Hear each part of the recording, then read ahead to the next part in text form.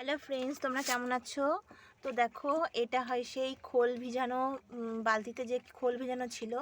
তো আমি 5 দিন পরে চলে এসেছি। প্রচণ্ড গন্ধ বেরোচ্ছে। খোলে দেখো অলরেডি পোকা হয়ে গেছে, দেখতেই পাচ্ছ পোকা ভাসছে। এই দেখো বন্ধুরা, পোকাগুলো ভাসছে, এই যে তো পোকা দেখাই যাচ্ছে। তো এই খোলগুলোই আমি দেখো এখানে 20 লিটার বালতিতে জল ভরে রেখেছি, প্রায় হাফের বেশি, এই যে এইটুখানি ডিফারেন্স। তো এর মধ্যে আমি এর কিছুটা পরিমাণ জল দিয়ে দেবো। দেখতেই পাচ্ছ এই যে ঘোল ভেজানো জল।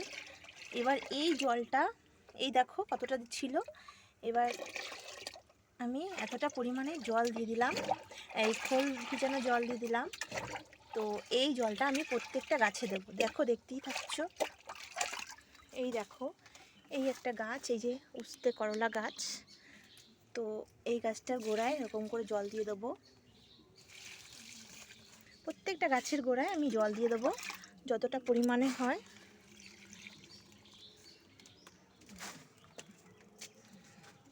এই দেখো করলা গাছ ওপরে উঠে যাচ্ছে, এই দেখো করলা ঝুলছে। তো তোমাদের যদি এরকম টিপস ভালো লাগে অবশ্যই লাইক শেয়ার করো আর আমার চ্যানেলটা সাবস্ক্রাইব করে দিও। তো আমি পরের ভিডিও নিয়ে আবার আসবো।